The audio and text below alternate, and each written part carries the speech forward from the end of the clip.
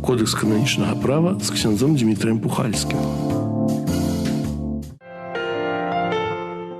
Похвалены Иисус Христос, вітаю вас, наши дорогие радиослухачи. И сегодня кожную пятницу, правда, кажучи, уже надоело казать, это бо и так кожную пятницу сустракаемся ў эфиры с ксяндзом Дмітрием Пухальскім для того, каб супольна тутай разглядаць, разважаць, пазнаваць таксама кодекс кананічнага права. Інакш кажучы, гаворачы пра правы і абавязкі. Узгадаю толькі, што апошні час мы размаўляем і разважаем на тэму абавязкаў і правоў вернікаў. І кажам аб тым, што вернікі – гэта людзі, якія былі ахрышчаны ў імя Святой Троіцы. Прывітаюся спачатку з ксяндзом Дмітрыем, похвалены Иисус Христос. Навеки вечные. Маю надею, что ничего не помылил. У імя Святой Троицы ахрышчаны вернікі. И водой. И водой. Водой, сама водой. Ну, бо як ахрышчаны, то здаецца, што ў імя Троицы. Так, ахрышчаны ў імя Троицы и водой. Ага, натуральной. Натуральная, может быть, благословенная, может быть, неблагословенная в надзвычайных выпадках, але вода. Повинна быть вода, як материя сакраменту. Ну и формула, як я тебе хрещу імя Отца і Сына і Духа Святого. Вось, і з гэтага моманту яны становяцца вернікамі, але мы разглядаем перш за ўсё тых, хто праз хрост стаў не проста хрысціянінам, але таксама увайшоў у абшар дзеяння каталіцкага дзеяння права каталіцкага касцёла, рыма-каталіцкага касцёла. Так, мы разважаем пра рыма-каталіцкі касцёл. Вось. І апошнія часы мы разважалі пра правы і абавязкі свецкіх вернікаў. Так. Вось. А сёння мы дакранемся трохі да больш такіх паважных матэрый, можа. Ну, зноў-такі, вяртаючы нашай першай перадачы на эту тэму, можа, ксёндз Александр сказаў паважных, ну, можа, так і ёсць. Вось, але сёння пачнем размову аб духоўных асобах. Ну, вось, больш паважных матэрыях. Або духоўных асобах, ну, можа так казаць, больш паважных, але з другога боку памятаем, што я ўжо некалі казаў, часта паўтараю, то, што праз увесь другі Ватыканскі сабор прыходзіць аб годнасці, роўнасці ўсіх вернікаў на моты сакраменту хросту. Абсалютна згодны, толькі каму больш дадзена. Так, это уже іншая справа. Але права кажа не. Права кажа не, да, усе вернікі. І мы у адной з нашых першых перадач, якія датычылі менавіта вернікаў, казалі аб тым, што сярод усіх ахрышчаных, да, сярод усіх вернікаў ёсць тыя, якія праз прыняцце спецыяльнага сакраменту становяцца удзельнікамі службовага святарства Хрыста. Да, то есть становится то, что мы называем святыми распарадчиками, альбо то, что мы называем особами духовными, альбо то, что мы называем святарами, хотя не заўсёды. Ось. І найважнейшае, як бы нагадаю, пра гэта ўжо казалі, чалавек, мужчына, перадусім, праз прыняцце сакраменту, пасвячэння ў ступені дыяканату, ўжо становіцца асобай духоўнай. Становіцца духоўнай асобай і праз гэта набывае ў касцёле таксама свае правы і абавязкі. І вось у гэтай тэмы мы зараз трошку займёмся. Перш чым заняцца, у мяне пытанне, якое там узнікала калісьці, і таксама, быць можа, таксама і ўзнікае ў большасці людзей, адносне магчымасці называць алюмнаў духоўных семінарый клерыкамі. Чаму? Бо клерык – гэта асоба духоўная, а алюмны не з'яўляюцца па сутнасці. То вось, ці ёсць такая магчымасць, ці гэта папраўна ўвогуле? Ну, залежыць з таго, я думаю, слово клерык, оно прыйшло в нашу беларускую мову касцёльную, скажем так, з польскай, дзе так, ну, было прынята, і цяпер прынята называць семінарыстаў альбо алюмнаў вышэйшых духоўных семінарый клерыкамі. А клер – гэта ўжо… Ну, па сутнасці, клер само, да, і нават па латыні гэта раздзел, якім пачынаем называць де кьерицис, да, то есть аб духоўных асобах, і кьеричи – гэта асобы духоўныя менавіта, клеркі, таксама, што называюць часамі, да? То есть менавіта трэба рабіць такую, ну, усведамляць сабе, што па сутнасці клер – духоўныя асобы, кажам, клер д'яцэзі, напрыклад, клер Беларусі. Ну, клерык атрымуюць нейкі маленькі клер, да, то есть той, што такі маленькі духоўнік. Так, рыхтуецца стаць асобай духоўнай, але яшчэ не духоўная асоба. Тут вельмі… Так на падыходзе. На падыходзе, вось, дай Божа, каб усё атрымалася, дай Божа, каб усё было, але вось, нагадваючы нашу таксама ўчарашнюю размову, ну, так. Вельмі немнога даходзіць, ну, гэта не то, што там няма чым хваліцца, можа быць, з аднаго боку, але далёка не ўсе, скажем так, ты, якія прыходзяць у семінарыю, ты, якіх называюць клеркамі ў прастанароддзе, так, далёка не ўсе становяцца святарамі, далёка не ўсе становяцца асобамі духоўнымі, і гэта трэба мець на ўвазе. Так, клерыкі у пэўным этапе семінарыйнага жыцця апранаюць таксама духоўны строй, апранаюць сутанну, вось чхабіт, калі там манаскія клерыкі, вось таксама, некаторыя паслугі ў касцёле выконваюць, напрыклад, у Вялікую суботу велікодныя пакармы могуць асвячаць, там, у некаторых справах святую камунію ўдзяляць, вось, але гэта не значыць, што не святая. Мяне заўсёды так цікавіла, чаму, не будучы духоўнымі асобамі, апранаюць духоўны строй? Это як адзін з элементаў, ёсць такі дакумент Ватыканскай кангрэгацыі, называецца «Рацыё студыёрум». Так. Вось, там, дзе распісана ўсё, як павінна адбывацца фармацыя семінарыстаў, будучых святароў. Што павінна адбывацца ў семінары, на якім прадмеце, на якім курсе, якія прадметы павінны вывучацца, колькі гадзін і гэтак далей, якія паслугі семінарыст таксама павінны прымаць, бо фармацыя, дзе пра гэта будзем казаць яшчэ на некалькіх ступенях. Вось. І таксама прыняцце духоўнага строю з'яўляецца адным з такіх важных момантаў. Выхаваўчых таксама. Бо ўсё ж такі чалавек, апранаючы сутанну, ці апранаючы таксама на кароткі строй, кашулю з калараткай, гэтак далей, гэта ўсё ж такі на яго накладае пэўную абавязкі. І абавязкі, і таксама пэўны знак. Учора размова з мітрапалітам была, многія нашы слухачы слухалі, ці, можа, хто ў катедры быў таксама. Вось, і астатняе пытанне арцыбіскуп было зададзена наконт таго, як святары ўжываюць, выкарыстоўваюць духоўны строй. Ці заўсёды, ці не заўсёды. Ведаем, бывае вельмі па-рознаму. Канешне, ёсць сітуацыі, дзе трэба паказацца ў духоўным строі, ёсць сітуацыі, дзе, выпадаюць паказацца ў духоўным строі. Ёсць некаторыя сітуацыі, што можа лепш не паказвацца ў духоўным строі. Вось гэта, напэўна, таксама ёсць такая свая логіка ва ўсім. Вось. Але мы сёння пачнем гаворку аб духоўных асобах, аб іх правах і абавязках, звяртаючы увагу на тое, аб чым таксама гаворыць кодекс у гэтым першым раздзеле, а менавіта аб падрыхтоўцы духоўных асобаў. Бо духоўная асоба з месяца з нам не зваліцца. Да? То есть святаром чалавек не нараджаецца, святаром чалавек становіцца.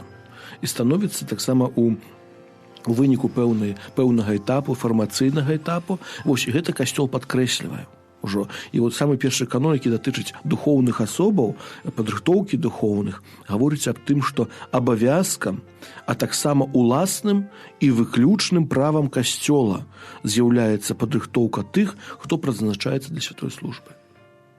Касцёл падкрэслівае, што гэта абавязак, а таксама уласнае і выключнае права касцёла рыхтаваць тых, хто будзе святарамі. А як тады браць пад увагу, напрыклад, дзейнасць розных універсітэтаў, дзе ёсць вось гэты кірунак тэалогіі, і праз які праходзяць таксама гэтыя клерыкі, скажам так, алюмны, якія пазней таксама пасля навучання, працэсу навучання маюць магчымасць прыняць сакрамент пасвячэння святарскага. Тут варта памятаць аб тых рэчах, якія трошкі сёння ўспомніў, бо фармацыя да святарства – это не толькі вучоба.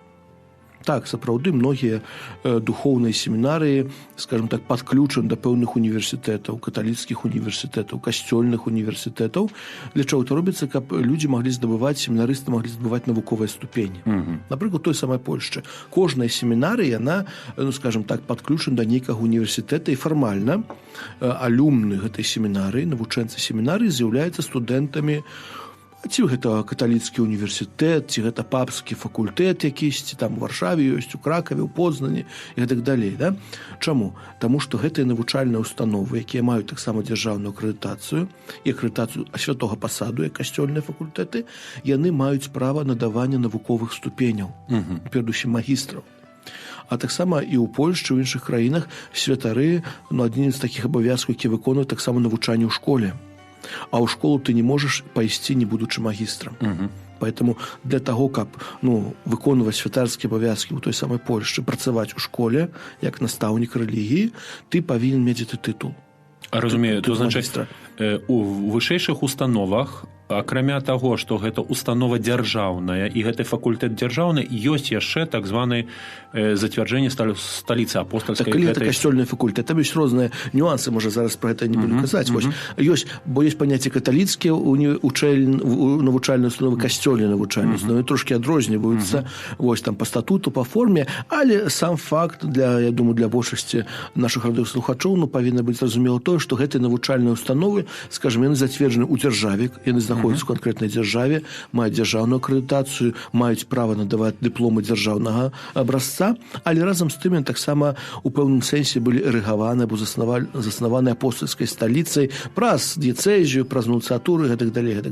Але вось засноўваючыся менавіта на гэтым каноне кананічнага права, само навучанне, само заканчэнне навукі і атрыманне, скажем, дзяржаўнага дыплому тэалагічнага факультэта не дае табе беспасрэднага права прасіць біскупа аб удзяленні сакраменту пасвячэння святарскага. Скажу так, фармальна, калі мужчына ахрышчаны падыходзіць да біскупа і просіць аб удзяленні сакраменту пасвячэння... Не жанаты. Там з жанатым таксама тут могуць быць нюансы, поэтому пакуль кажу не ахрышчаны мужчына. Ахрышчаны мужчына. Біскуп фармальна сакраменту удзяліць можа. І сакраментальна будзе сапраўдна. Іншымі справамі, што ён не павінен гэтага рабіць без адпаведнай падрыхтоўкі чалавека. І далей у канонах будзем глядзець пра гэта, што касцёл забавязвае нават для таго, каб была адпаведная 2-гадовая філасофская падрыхтоўка, 4-гадовая тэалагічная. І там таксама розныя прадметы, якія павінны быць навучаны. То есть, калі чалавек, скончыўшы факультэт тэалогіі, пойдзе да біскупа, папросіць, каб біскуп яго зрабіў святаром, то яго перспектыў больш на гэта атрыманне. Можа больш, а можа не больш, бо заўсёды біскупы і так кажуць навука навукай, але яшчэ ёсць фармацыя чалавечая, яшчэ ёсць фармацыя душпастырская, яшчэ ёсць фармацыя духоўная. Ведаю некаторых святароў, якія ввогуле семінарыю не заканчвалі в Беларусі. Я святароў, біскупаў, былі розныя часы, але і таксама ў тыя часы абавязала трошкі іншае права кананічнае, нагадаю, наша права з 83 года толькі ёсць. Але тым не менш, то есть нават калі чалавек скончыў навучальную установу, вышэйшую навучальную установу, тэалагічны факультэт, разам з тым усё ж такі для фармацыі святароў патрэбна нешта больше. Гэта фармацыя інтэлектуальна, чалавек нібыта мае, лічым, што закончыўшы 5-6 гадоў тэалогіі, інтэлектуальна ён вельмі добры. У большасці выпадкаў, так? Але ёсць фармацыя духоўная, фармацыя душпастырская, так, фармацыя чалавечая. І ўсё гэта адбываецца ў семінарыі. У семінарыі тое месца, дзе адбываецца ўся гэта фармацыя па гэтых 4 накірунках. І поэтому пра гэта, менавіта пра такую фармацыю гаворыць гэты канон, што абавязкам, а таксама выключным і ўласным правам касцёла з'яўляецца падрыхтоўка. То есть ніхто іншы, акрамя касцёла, не можа падрыхтаваць святароў, якія будуць служыць касцёлу. Іншымі словамі так. То есть гэта уласнае выключнае права касцёла. І цяпер касцёла маецца на ўвазе, перш за ўсё, біскупа ў сваіх дыцэзіях. Да, пасля пра гэта будзем казаць, што кожны біскуп у сваёй дыцэзіі мае права заснавання семінарыі. Але гэты канон пакуль што гаворыць пра касцёл як асобу, нават не юрыдычная, кодекс адзін раз выкарыстоўвае такое слово як маральная асоба. Касцёл, ўсё тая сістэма арганізацыі, так і крыніца дабра, якая была заснована Езусам Христом. То есть касцёл як маральная асоба мае права заснавання і таксама мае права выключнае і ўласнае права падрыхтоўка тых, хто рыхтуецца да святога пасвячэння. То есть, значыць, ніхто ў гэта не павінен умешвацца таксама, з-па-за касцёла. Справа выключнае ўласнае права касцёла фармаваць будучых святароў. Гэта першае, на што хацелася звярнуць бы ўвагу. Наступная справа. Канон гаворыць далей так, што на ўсю хрысціянскую супольнасць ускладзены абавязак спрыяць духоўным пакліканням, каб дастаткова задаволіць патрэбу ўсяго касцёла ў святой службе. Гэты абавязак ускладаецца ў першую чаргу на хрысціянскія сем'і, на выхавацеляў і на святароў, перадусім на пробашчаў. Дэцызіяльныя біскупы, якія пераважна павінны клапаціцца аб адкрыцці пакліканняў, павінны навучаць дадзены ім народ аб важнасці святой службы і аб патрэбах касцёла. а таксама распачынаць і падтрымліваць пачынанні, якія садзейнічаюць пакліканне, асабліва праз установы, заснаваныя для гэтых мэтаў. Но мяне тут і две рэчы, скажем так, парушыла, дакранула моцна. Першая справа гэта тое, што на першым месцы стаіць хрысціянскія сем'і. Вось, што мне здаецца, што занадта нашай сем'і не ведаюць аб тым, што павінны клапаціцца аб пакліканнях. А другая справа, якая мяне так яшчэ мацней, скажем, на самом пачатку кранула, гэта тое, што пакліканы для ўсяго касцёла. Бо мы вельмі часта засяроджваемся толькі на нашым касцёле, альбо калі ў парафіі дзейнічае некая вось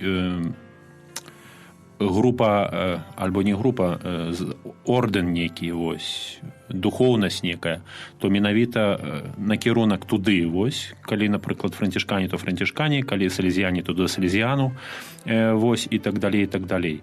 А тут гаворка ідзе нават не пра Беларусь, не данную дыцэзію, тут гаворка ідзе агульна аб касцёле. Так. І вось гэта чарговы раз у гэтым каноне, бачыце, это нібы тэкст праўны. Тэкст юрыдычны. Ось, але ён гаворыць, паказвае глыбокую таксама дагматычную праўду, эклезіальную праўду, касцёльную праўду, да? То есть усё ж такі мы пакліканы, увесь хрысціянскі народ павінен клапаціцца аб усёй супольнасці касцёла. І калі пачынаюцца падзелы, я разумею, што можа па-чалавечу гэта часамі, як вы гаворыце, бывае вельмі па-разнаму, там ведаем там, напрыклад, там у адным горадзе ёсць адзін, скажем так, закон, працуе законы ў гэтых і суседніх вёсачках, там усе становяцца святарамі гэтага закону. Ну і працуюць, і дзякуй Богу, працуюць, вось, і добра працуюць, вось, у іншым, іншыя, вось. І часамі вось праскакивае чыста чалавечае, да? Калі мы там, напрыклад, палатыны, чаго вы пойдзеш да капуцынаў, чаго ты прынясеце. Не? Але ўсё ж такі справа паклікання, далейшы будзем пра гэта казаць, справа сапраўды індывідуальная. Пан Бог кліча кожнага, але наш абавязак як хрысціянскай супольнасці, перусім хрысціянскіх сем'яў, пачта пробашчаў, біскупаў, вось аб гэтым сапраўды не перашкаджаць Богу дзейнічаць. Я сабе не уяўляю, каб, напрыклад, у нашай сям'і недзе малілі веруючыя, рэлігіёзна практыкуючай сям'і маліліся аб пакліканні, падрыхтоўвалі, скажем, сваё адзінае дзіця, хлопца, скажем так, да святарства, і то святарства, скажем так, у Уругваі. Ну, усякае можа быць. Пакліканне місійнае таксама можа быць. І можа гэта адзіна дзіцятка паедзе ў Уругвай, не ведаю. Не, я разумею, толькі што мне вось уявіць сабе ў галаве нешта такое. Многія бацькі моляцца паклікаць для сваіх дзяцей. Учора інтэрв'ю мітрапаліта, ён пра гэта расказваў уже некалькі разоў, калі памыліў малітоўнічкі, узяў з сабой у касцёл малітоўнік мамы, там зашоў гэты абразік. Сапраўды, ён кажа, мама ніколі яму пра гэта не казала. Так яно і было. Ціхонечка малілася, хацелася, каб сын быў святаром, калі была такая воля, то сталася. Вось. І веду, многія бацькі моляцца, бабулі, дзядулі моляць за сваіх унукаў. Вось гэта сапраўды справа вельмі важная. Вось. Наколькі пасля гэтыя дзеці, унукі адкажуць на голас паклікань, то ўжо іншая справа. Бо можа быць так, пан Бог дае пакліканне, чалавек не хоча, што ты зробіш. На сілу ў семінару не працягнеш. А ці вось такое пытанне, якім чынам у самой курыі, альбо, напрыклад, вось у курыях Беларусі ёсць некая статыстыка, ці праводзяцца ввогуле нейкія баданні такія, як часта адбываюцца набажэнства аб пакліканнях у касцёлах, у парафіях, сярод пробашаў, бо там пробашы падкрэслены таксама, як тыя, хто павінен клапаціцца аб гэтым.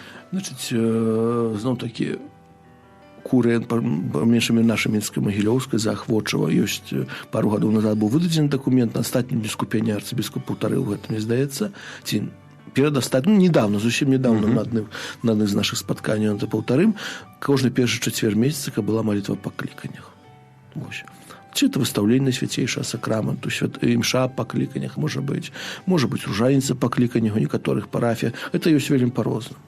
Вось, я ўчора адной парафіі маліўся, узяў проста там, пробашч не спецыяльна не было набажэнства, але нават фармуляры мшы аб Езусе Хрысце найвышэйшым вечным святары, гэта і так ужо таксама. Так. Это святар можа сам выбраць святар, які цэлебруе святую мшу, тут нічога надзвычайнага не патрэбна. Вось. Поэтому, напэўна, ёсць некаторыя спосабы, там, калі адбываецца візітацыя, пытаешся ў пробашчаў, як это адбываецца, самі расказваюць адно, ёсць і іншае, усякае бывае ў жыцці, ведаем. Вось таму, захвочваем, просім. Такі тут, кожную парафію не пашлеш працоўніка куры правяраць, як это адбываецца. Ну, а или ёсць візітацыі? Не, візітацыя ёсць, вось, ну, а візітацыя, ведаеце, заўсёды як біскуп прыязджае, ўсё трошкі інакш. Заўсёды малітва з'яўляецца. Так, ёсць, потому. Але гэта не значыць, што малітва гэта і няма. Сапраўды людзі моляцца. І ёсць пакліканне, значыць, нешта ж ёсць. Ёсць пакліканне, вось, конечно, хацелася б, можа, больш, вось, ну, але ёсць як ёсць, і дзякуй Богу за тое, што маем. Ну, яшчэ не найгорш маем. Мне здаецца, што найбольш намаганняў і так павінны бацькі прыкладаць у гэтым кірунку. Так, конечно.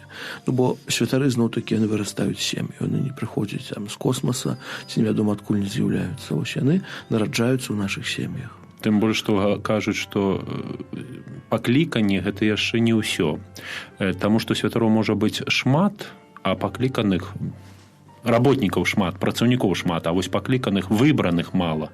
Ну, тут уже я трошки... Святых святароў. Вось, ну, так святых святароў, так, напэўна, ад святасці святароў трэба маліцца, толькі тут уже з пункту гледжання зноў-такі і кананічнага, і дагматычнага, калі касцёл дае сакрамент пасвячэння, там ёсць пытанне, ці ты, ну, лічыш там ідэалог біскупа з адказам за фармацыю, ці ты лічыш, што чалавек годны, і ў асобе гэтай асобы, ці дырэктар семінарыі, ці нехта іншы, касцёл як бы выказвае сваё так, што гэты чалавек мае пакліканне. Таксама не так проста. Вось, біскупу захацелася, ён высвеціў. Не. Таксама касцёл бы зацвярджае пакліканне гэтага чалавека праз сакрамент. Таму такая важная падрыхтоўка, так важна ўсе гэтыя скрутыні, дакументы, анкеты, праверкі, гэтак далей, псіхалагічныя і іншае.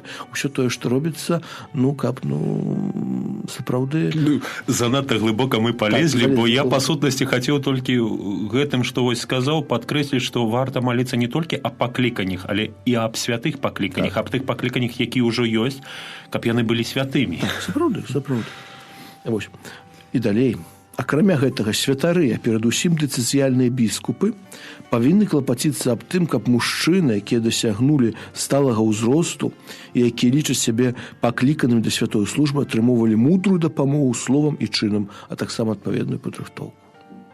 Значит, ужо калі ёсць мужчыны, якія ўжо адчуваюць свае пакліканні, каб ён таксама, ну, атрымлівае перадусім ад душпастраў, ад біскупаў такое мудрае настаўленне, так, бо там святары перш за ўсё стаялі на першым месцы. Так, перадусім святары, таксама пробашчыны, біскупы. Это не занадта я нешта зразумею, гэта... Ну, як, адрес семінарыі даць, ці што? Ну, не толькі адрес семінарыі даць, самі адрес семінарыі патрэбна даць. Ці проста взяць за руку прывесці? Па сутнасці тут ёсць, я думаю, што кожны святар раскажа такую, ну, гісторыю. Напэўна, у жыцці кожнага святара быў нехта, хто для яго быў прыкладам. Хто ўсё ж такі, можа, не за руку прывёў, але спрачыніўся для таго, што гэты малады чалавек... Білет купіў. Ну, хаця б білет купіў, і там ці на білет даў, вось, але спрачыніўся для таго, што гэты святар ўсё ж такі, ну, убачыў прыгажосць святарства, перадусім прыгажосць служэння іншаму чалавеку. Я думаю, кожны такое ёсць. Я думаю, што кожны большасць... Прыгажосць, то я пабачыў, а вось цяжару адчуў. Гэта не ваенны статут, цяжары прылезці ваеннай службы. Ну, цяжары таксама ёсць, нікуды ад іх не дзенешся. Ось.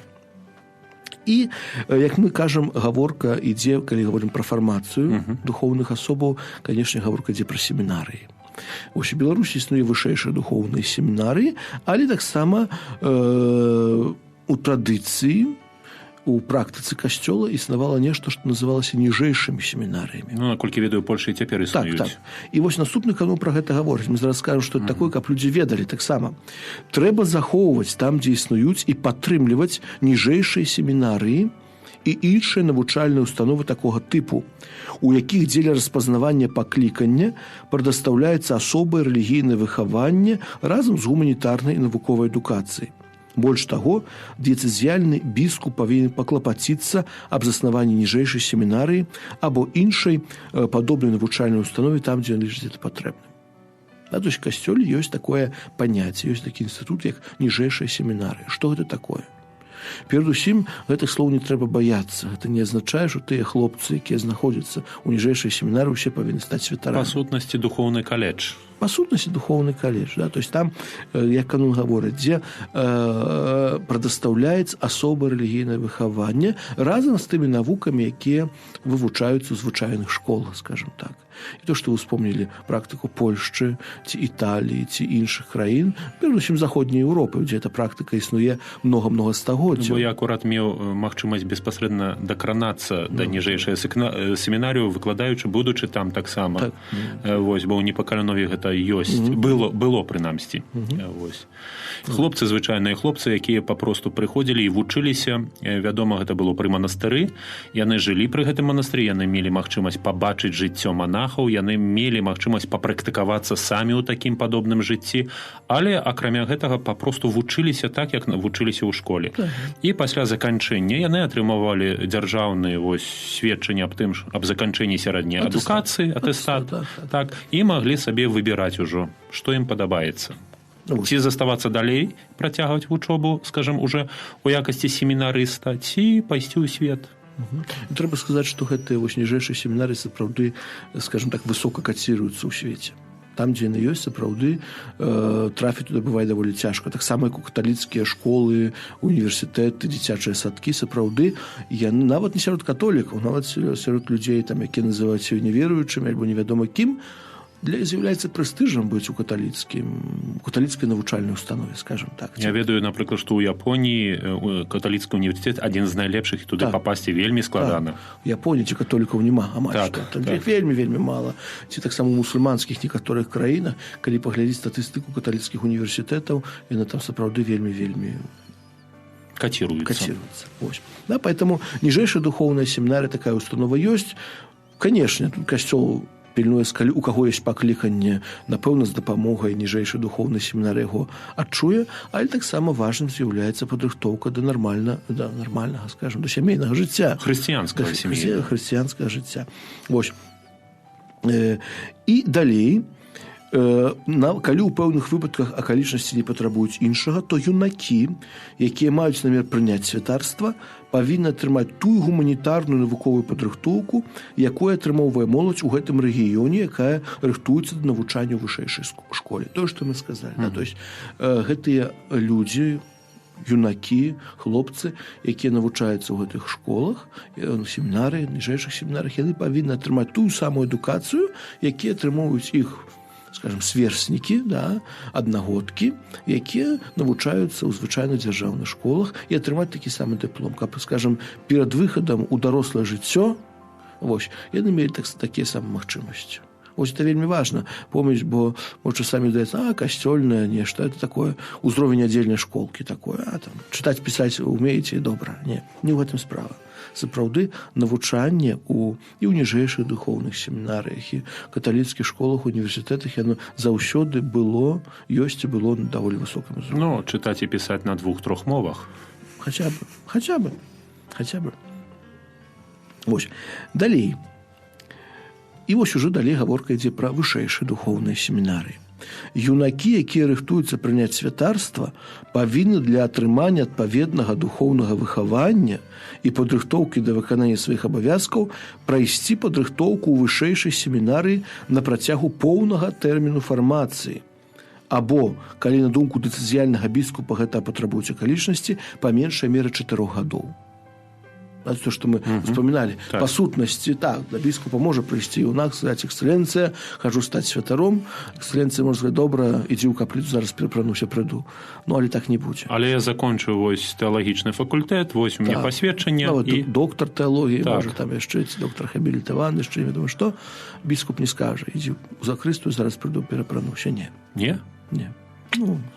Можа, я, конечно, за ўсіх біскупаў не могу адказваць, усякі бываюць сітуацыі, але ў звычайнай сітуацыі цяпер, бо ёсць яшчэ гэтай канонікі, гаворыць, што па меншай меры павінна адбыцца гэта фармацыя, не навучанне фармацыі, то есть на працягу ўсяго тэрміну фармацыі, то есть 6 гадоў, а ў па меншай меры 4 гады фармацыі. 4 гады гэтай фармацыі у поўным значэнні гэтага слова. То есть навучанне служыць чалавеку. Я разумею, але, напрыклад, што такому чалавеку тады рабіць, калі ён закончыў тэалагічны, што з ім зазвычай робіцца тады? У семінарі знойдзецца, што рабіць.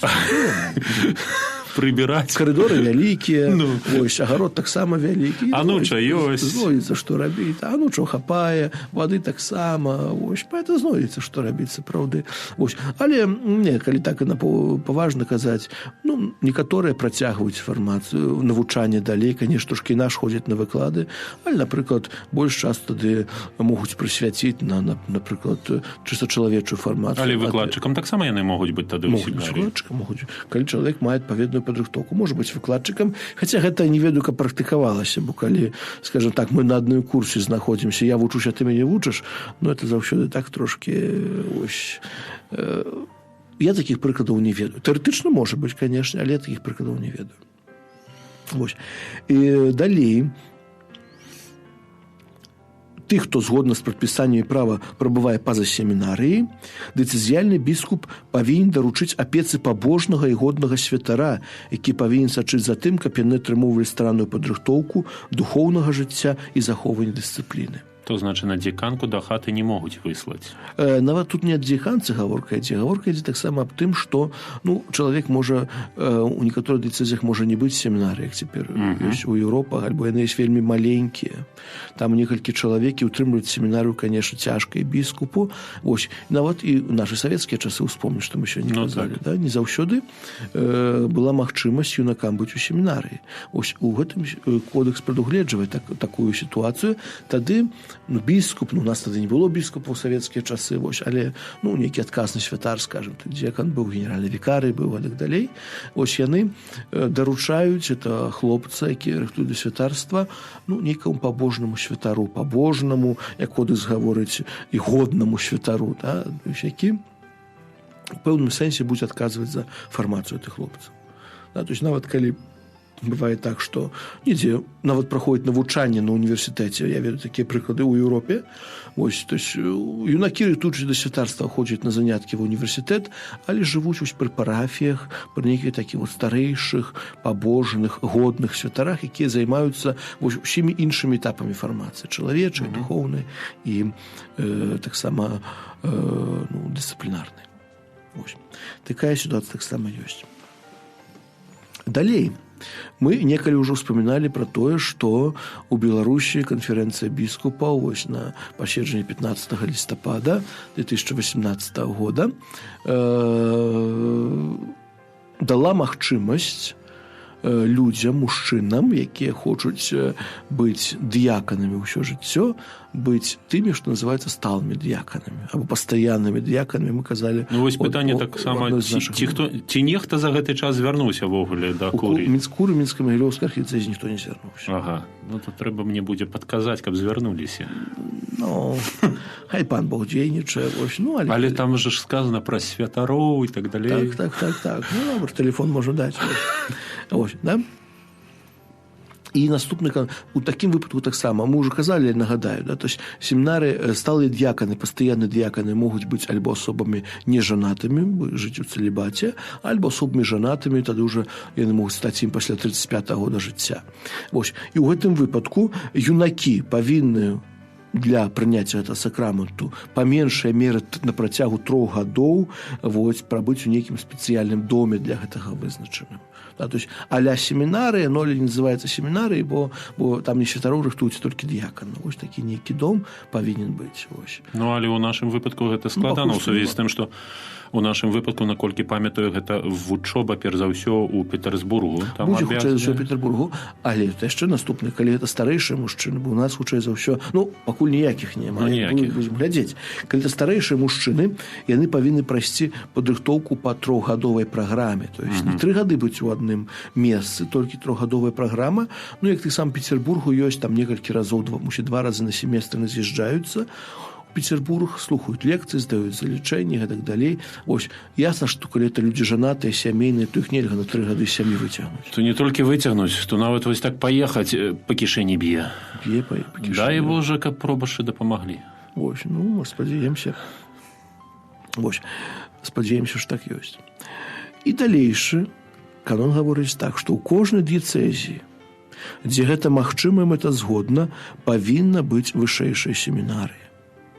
У супраціўным выпадку алюмнаў, якія рыхтуюцца да святой паслугі, трэба даверыць семінары іншых дыяцэзій або заснаваць міждыяцэзіяльную семінарыю. Ось, і гэта таксама сітуацыя, якая існуе таксама зараз у нас у Беларусі. Бо у нас ёсць і дыяцэзіяльная, і міждыяцэзіяльная семінарыя. Мэтазгодна і магчыма. Магчыма, я, наколькі разумею, гэта две рэчы. Гэта, перш за ўсё, колькасць выкладчыкаў і ўзровень выкладчыкаў, то значыць павінны быць вось гэты персанальны ўзровень і фінансавы ўзровень, які дазволіць, а таксама месца. Уся матэрыяльная база, матэрыяльная база, якая ёсць таксама. Ну так. Вось, да? І цяпер што мы маем у Беларусі? Мы маем у Беларусі міждыяцэзіяльную вышэйшую духоўную семінарыю ў Гродні, так, дзе навучаюцца алюмны з Мінска-Магілёўскай архідыяцэзіі, Гродзенскай і Віцебскай дыяцэзіі, і таксама маем вышэйшую духоўную семінарыю ў Пінску, так, дзе навучаюцца семінарысты для пінскай дыяцэзіі. Ну, 3 чалавека на 15 выкладчыкаў.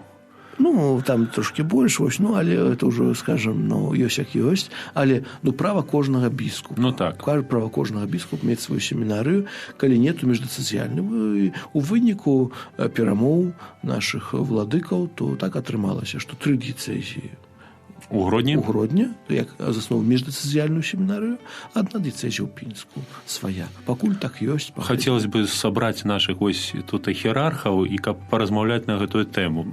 Асабліва адносне мэтазгоднасці і направленасці, накірунковасці. Калі ласка. Ну, цікава было бы. Адзін нюанс, што міждыяцэзіяльную семінарыю можна заснаваць толькі пасля таго, як і само існаванне семінары і яе статуты будуць зацверджаны апостальскай сталіцай. То значит, просто так няма магчымасці, што біскупы сабраліся, вырашылі. Міждыяцэзіяльна. Кожны біскуп сваю семінарыю можа заснаваць без усякай згоды апостальскай сталіцы. Гэта яго натуральнае права. Але калі гаворка ідзе пра міждыяцэзіяльнай семінарыі, то так, яе зацвярджаюць або ствараюць біскупы зацікаўленыя, ось, але таксама разам павінна быць зацвярджэнне апостальскай сталіцы на заснаванне такой семінарыі. То есть і на само яе заснаванне таксама на статуты.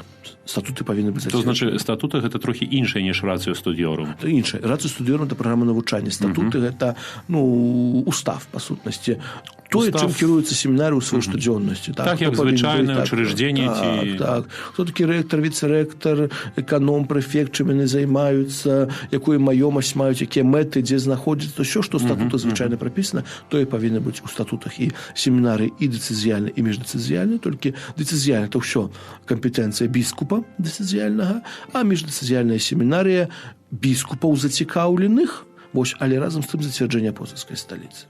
Вось, нават калі, напрыклад, атрымае у дэкрэце на выкладчыка, ну, па статутах выпісвае біскуп Гродзенскі, паколькі семінары там знаходзіцца, але па ўзгадненні з арцыбіскупам, мітрапалітам Мінскім, Магілёўскім, біскупам Віцебскім я прызначаю паважанага ксяндза і так далее, і так далее. То есть фармальна дэкрэт выпісвае адзін біскуп, але заўсёды па ўзгадненні. Па ўзгадненні з усімі біскупамі зацікаўленымі, якія, значыць, у гэтай семінарыі знаходзіцца.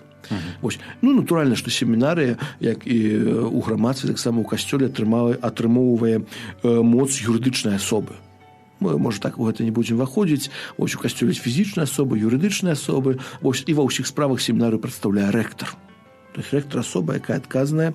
Вось. А біскуп можа быць рэктарам? Фармальна можа быць рэктарам. То есть для гэтага... Я памятаю той часы, як у Гродні біскуп быў рэктарам. Біскуп, тако дапаможны біскуп быў рэктарам.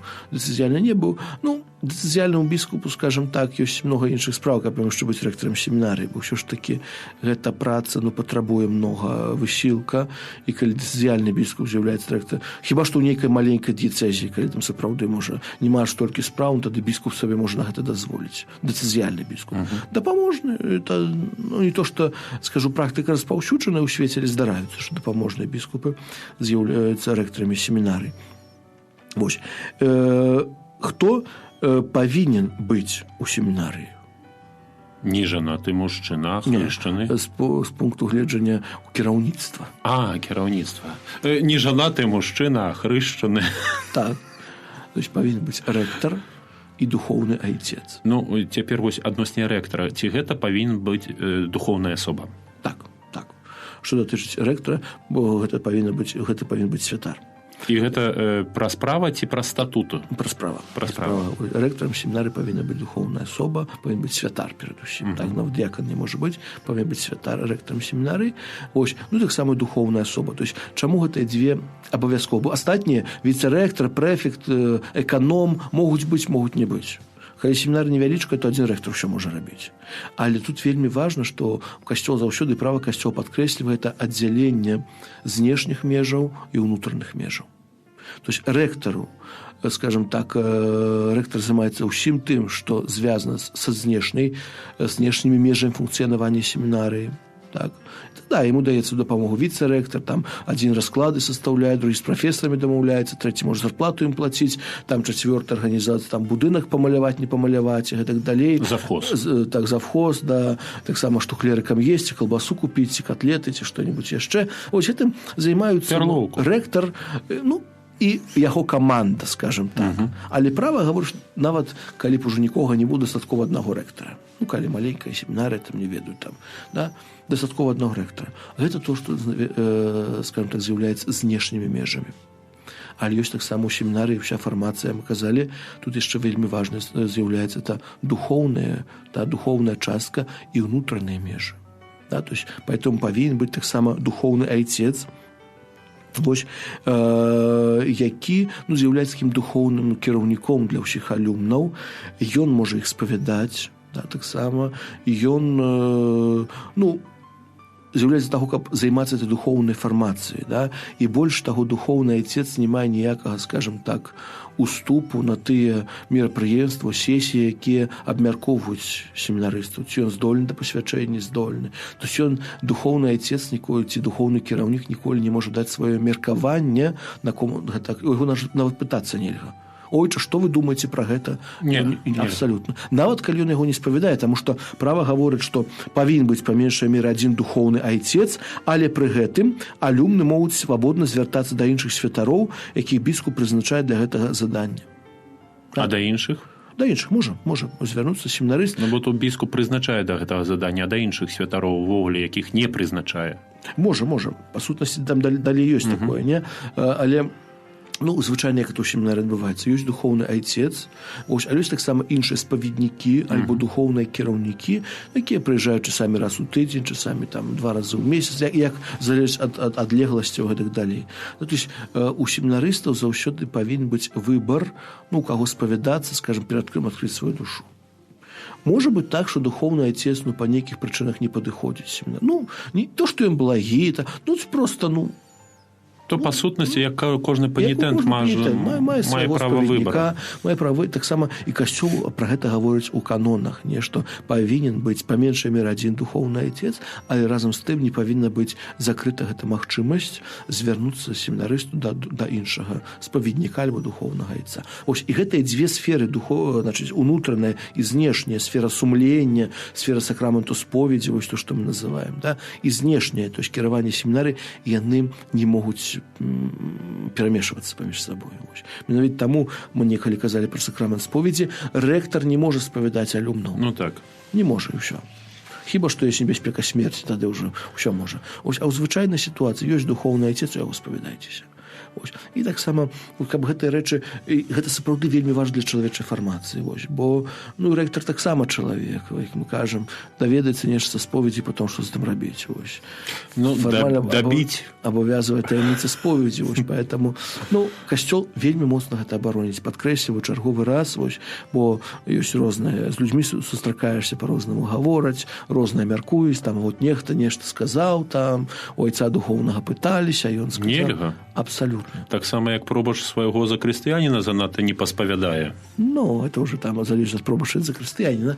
Але тут гаворка вельмі канкрэтна. Для алюмнаў, для тых, хто адбывае эту фармацыю да святарства, гэтыя дзве сферы, сфера знешняя, сфера унутраная, павінны быць раздзелены. І тут няма мовы іншай. Абсолютно не можа быць. Ось.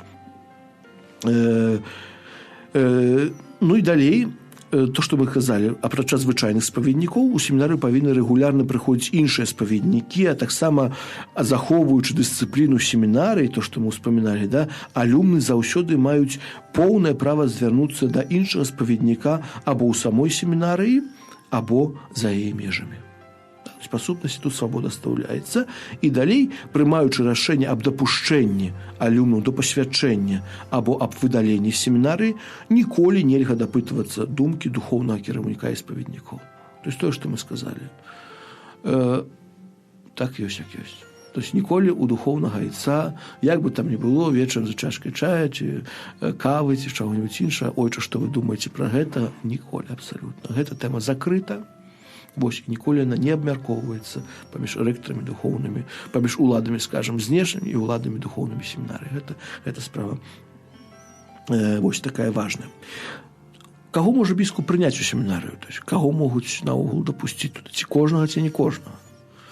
Учора біскуп пра гэта казаў, таксама на пытанне, адказваючы на пытанне, вось, дзверы семінарыі для каго не зачынены.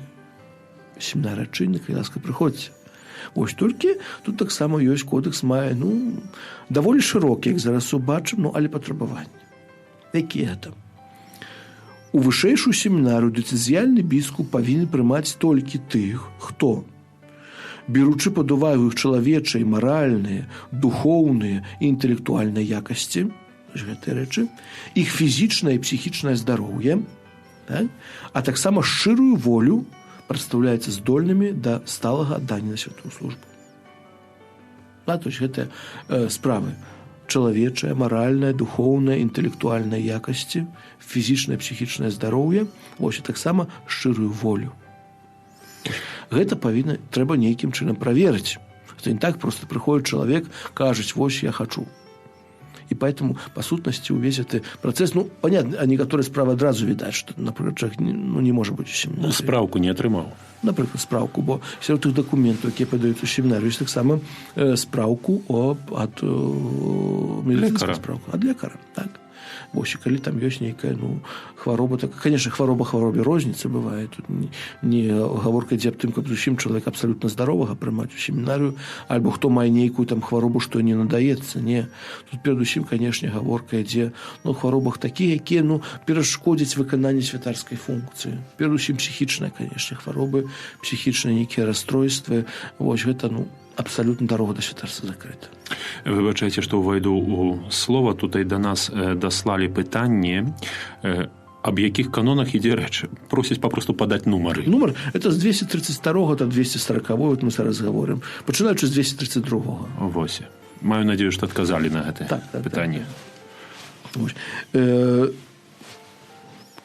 І перад прыёмам у семінарыю кандыдаты павінны прадставіць дакументы перадусім аб хросце, канфірмацыі, таксама іншыя дакументы паводле гэта прадпісання рацыё студыёрум, то, што мы ўжо спаміналі, гэта і даведка, гэта і атэстат аб адукацыі сярэдняй, мінімум сярэдняй. Вось, калі хто не закончыў 11 класаў, толькі 9, на жаль, не можа паступіць у семінарыю. Вось. І іншыя дакументы, якія там ёсць лекарская даведка, і гэтак далей. Але таксама можа здарыцца сітуацыя, калі чалавек некалі вучыўся ў адной семінарыі, пасля гэтага, альбо адышоў, альбо быў выдалены, і цяпер другі раз хоча паступіць. Можна ці нельга? Па сутнасці, тутай можна, толькі біскуп вырашае, ці прымаць, ці не. Так. То есть тут, адпаведна, ён павінен прадставіць зноў-такі дакумент ад адпаведнага настаяцеля, прычынах, што здарылася. Бо калі чалавек мяняе семінарыю ні з таго, ні з сяго, нейкія прычыны павінны быць. Яны могуць быць аб'ектыўныя, могуць быць суб'ектыўныя, могуць быць нейкія, напрыклад, ведаю, што з адной семінарыі, напрыклад, адлічылі чалавека, вось які, за тое, што ён курыў. Другая семінарыя, калі толькі гэта, то мы прымем, вось, прынялі, цяпер святар працуе, нават курэнне бросіў, кінуў. Такія сітуацыі ведаць, напрыклад, недзе там некага, былі такія часы, калі семінарыі маглі там адлічыць за карыстанне мабільным тэлефонам, калі это яшчэ было такое ў дзіковінку, не і ўсё, некага злавілі, таксама маглі за гэта адлічыць. Другая семінарыя магла, калі толькі за гэта, то нічога. А бываюць паважныя справы. Чалавек нешта ўкраў, напрыклад, быў злоўлены на нейкіх іншых справах, якія зусім не сутыкаюцца з тым, якім павінен быць святар. Хаця мы кажам, святар чалавек, і слабы, і грэшны, это праўда. Вось, ўсё ж такі тыя маральныя якасці, тыя справы, пра якія права гаворыць, проста таксама ёсць пэўная граніца. Да, конечно, кажу, усяка можа здарыцца там нешта дробнае, калі тебе злавілі, што ты па торбах лазіш у людзей, крадзеш нешта, то перапрашаю, якое святарства. альбо нейкія іншыя паважнейшыя справы. Да. Поэтому тут, конечно, уже есть такая градация. Дзякуй шчыра. На жаль, мы абмежаваны часам. Вось прыйшло чарговае пытанне адносне прапеўдытычнага гэтага года, які ў нас паявіўся, але, на жаль, мы не зможам адказаць на гэтае пытанне ў сувязі з тым, што абмежаваны часам. Можна наступны раз пачнем. Наступным разам, так. быць можа, адкажам на гэтае пытанне, а цяпер хацеў бы падзякаваць шчыра вам, ксёндз Дмітрый, за тое, што прыходзіце, знаходзіце час, за тое, што згаджаецеся на гэтую праграму весці, вось, за падрыхтаванне ўсё гэтае вашае, бо сапраўды падрыхтавацца трэба і веды пераказаць таксама падрыхтоўка патрэбна. Дзякуй вам шчыра, пахвалёны Езус Христос.